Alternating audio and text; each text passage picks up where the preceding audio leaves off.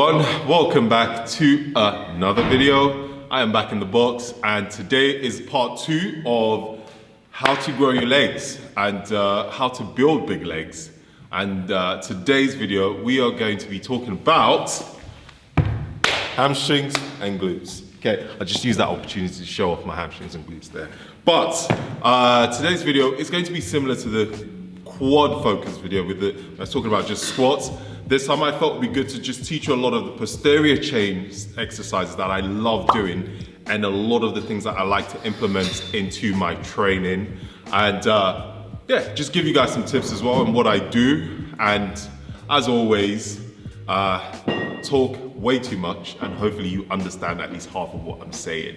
So yeah, if you enjoyed the video, don't forget to leave a thumbs up. And of course, don't forget to subscribe. If you do hear barbells in place all the time, it's just Sophia's just training. So we're in the gym, that's normal. So just as long as you can hear me, which I'm sure you can because I project well enough for you to hear me. So yeah, hopefully you enjoy this video and we'll get on to the first point. Okay, so the first thing, the most important thing for this is I don't care how advanced you are or if you're a beginner. First thing I want you to do is strip. No, not that type of strip.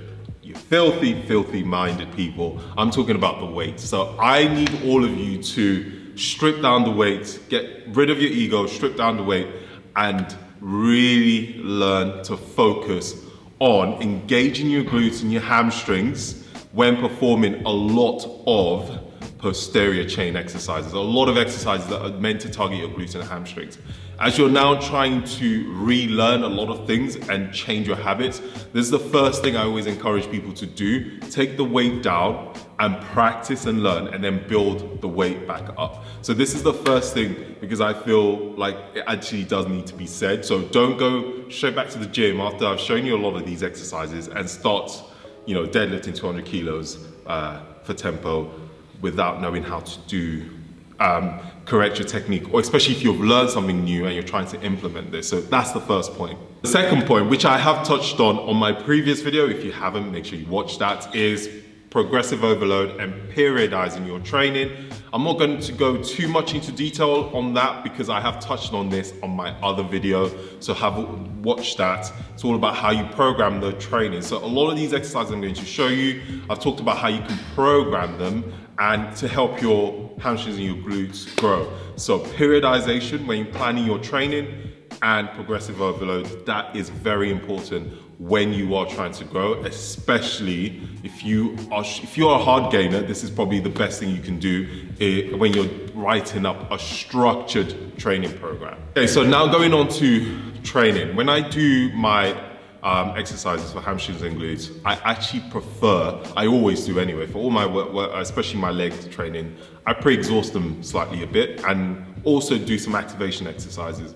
So I like to do this first to learn how to engage and activate my glutes and hamstrings before doing any hypertrophy work. I mean, you wouldn't necessarily pre-exhaust, remember this, you wouldn't pre-exhaust for strength training. So if you're doing 1 rep max 2, 3, don't do that. You don't want to pre-fatigue a muscle if you're trying to lift your 1 rep max.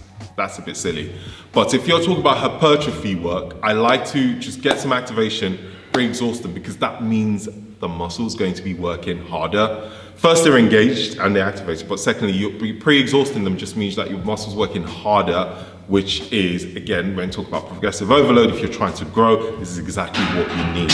So I like to add a few exercises in terms of pre-exhaustion and activation. So I'll show you the first few with just barbell and bodyweight stuff, and then I'll show you the second part, which involves some banded activation as well. Okay, so with hamstrings and glutes, there's a few key pointers or cues I like to do depending on what the movement is, but a lot of the times is I always try and make sure, before I show you the activation exercise, I always try and make sure that I do 2 things. So remember when I talked about squats, when I said open out the floor with your legs, so open out the floor to activate your quads. It's something very similar with your hamstrings. Okay, when you do this, okay, activating your quads, you're actually activating your glutes as well. So just remember that. And when you are doing that, that would also engage your hamstrings. So this time, however, you don't need to put that much tension on your quads like you would do if you're doing a squat. So if you are doing, for example, a deadlift, I will demo all this, but I'm just giving you an idea now. So when you externally rotate, this would get engaged and this would get engaged. Even if you have your feet close together, try and squeeze your hamstring. So whenever you're performing a movement, keep that tension, do not relax it, keep that tension, and then come up, stop there. Don't come up here because then you relax that, okay? So stop there to keep that engaged. Just remember that. So when you are practicing, put your hands on your hamstring, put your hands on your glutes, and then really feel it as you go down and you come up, and feel the difference. That is a nice cue to remember when doing a lot of hamstrings and glute exercises. Engage, engage, engage. But yeah, so hopefully you remember that. Remember those cues before you perform the exercise. But I'm going to show you now some of the exercise. Okay, so first exercise I like to do is called the Kang Swap. This is a great one to improve your mobility and also for activation. If you know how to do a good morning, it's very similar to a good morning. So you hinge down, keep your knees bent, squat down, come up, and back up.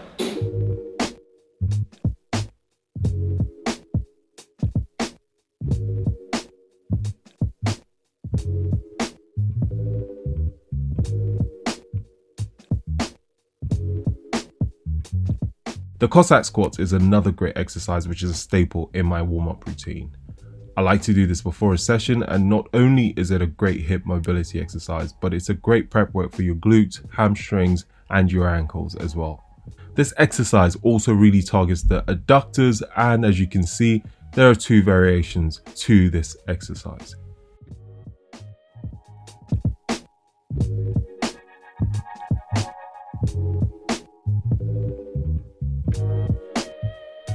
Okay, so with the seated pistols, we're just focusing on the concentric, not the eccentric.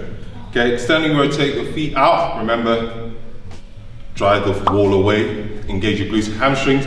Arms out, engage your core.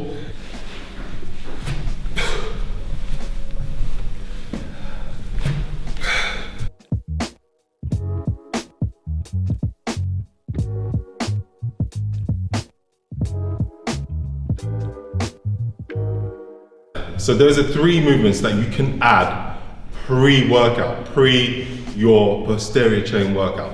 What's awesome about these are, they are actually really good as standalone exercises. So what I mean is you can add loads. So with the Kang squats, I use just a barbell. The Cossack squats, I just did body weights, but you can actually add a barbell if you watch along my videos. You can add barbell, you can add weights, and actually make it a workout. And then the pistols as well, you can hold the kettlebell or dumbbell like a goblet and perform the exercise as well, just to add a bit more load. These three are awesome, awesome exercises. If you don't normally know how to engage these muscles, the muscle group before you perform the exercise, these are awesome to implement before you start your session. Using a hip band. Now, most girls, some of these exercises are just gonna be like, do this in my sleep. A lot of guys don't. And these are great exercises you can do for glute activation. So glute bridges, but what I like to do is open the band first, feet together, open the band, drive your foot down, squeeze your glutes and hamstrings, drive up. Okay, really squeeze your hamstrings and your glutes. Okay, down to the floor, keep that tension on the band, drive up. Another tip, feet together like that, drive up and squeeze hard as you can. Trust me, you will feel the difference if you do this. Okay, hard as you can. 1, 2, down.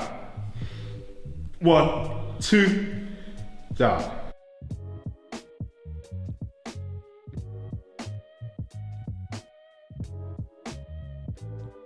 Next up, crab walks. So what you want to do is, the crab walk, remember when I said, externally rotate, knees bent, half squat position, just like that. Then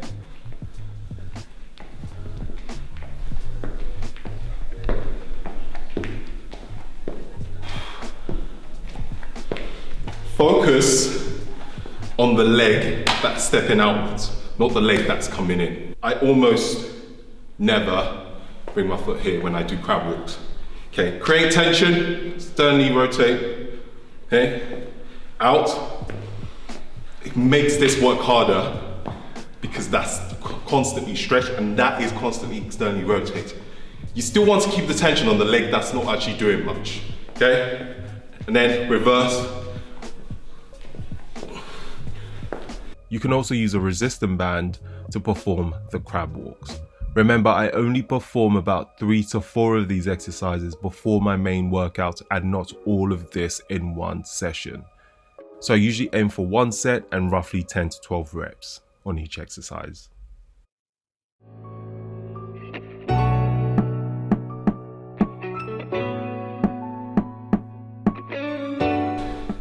Okay, one of my favorite exercises is Sumo Deadlift.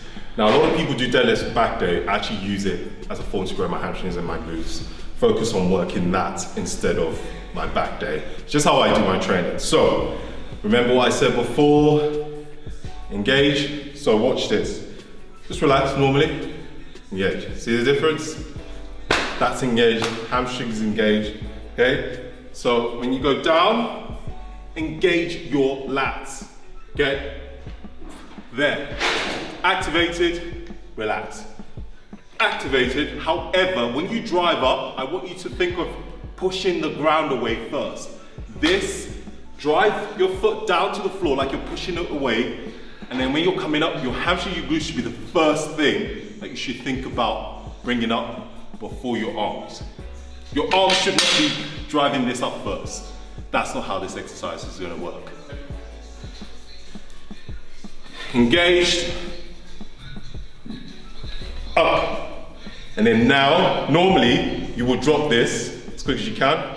Now, it's gonna take about 2-3 seconds. Okay, keep your legs engaged. Remember, this is relaxed. Engage. 1, 2, 3. Lats activated, drive up. Squeeze your glutes, hamstrings, keep squeezing, keep squeezing. Down. Up.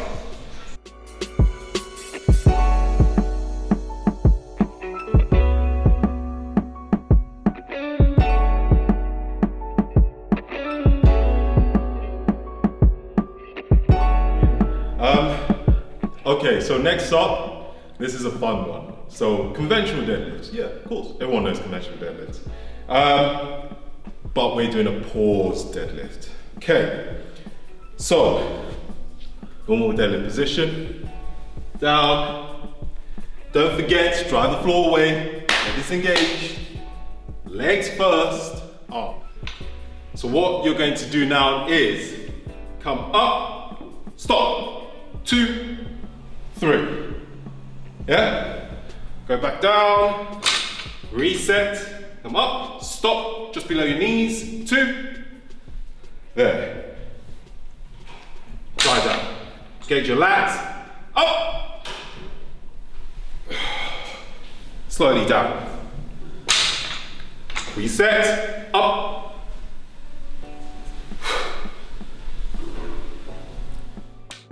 By pausing, you're really forcing the muscle to work twice as hard, which is what we want. This is what we call progressive overload.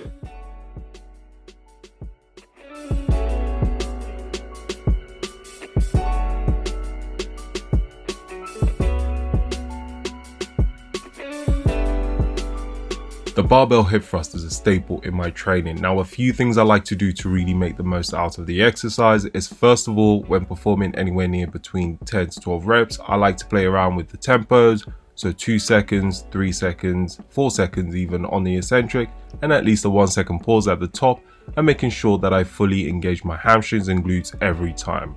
Also, notice how I'm on my heels. I find that I get a lot more engagement at the top of the movement when I perform the exercise this way. Now, I only do this when I'm doing high volume. So obviously not when I'm doing 1 to 2, 3 rep maxes.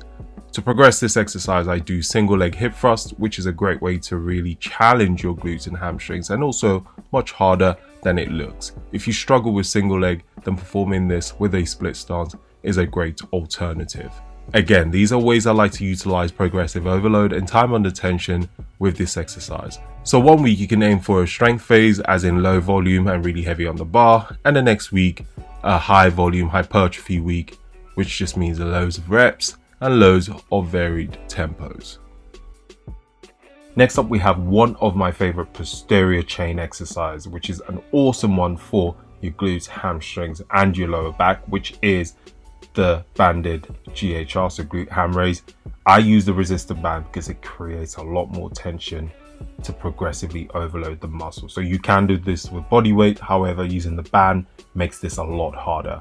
Now, once you're at the top of the movement, I like to squeeze my hamstrings and glutes as hard as I can, and then keep squeezing it all the way down during the eccentric, and then relax, squeeze it again, engage the hamstrings and glutes like I've mentioned before bringing yourself back up. With time under tension, I like to vary them, so 3 seconds down, sometimes even 4 seconds. Keep the muscle under as much tension as possible. So these are 2 ways you can progressively overload the muscle by using the resistance bands, or you can use dumbbells or a kettlebell, and also vary the tempo, so 2 seconds, 3 seconds. Now, if you don't have a GHD in your gym, there is always the hyperextension machines which you can use, or you can use your lat pull down actually, which I've done in my previous videos. However, you can't use the resistance bands, but again, remember, time under tension, slow down the eccentric, focus on the muscle. Don't forget this. If you remember this, you are golden.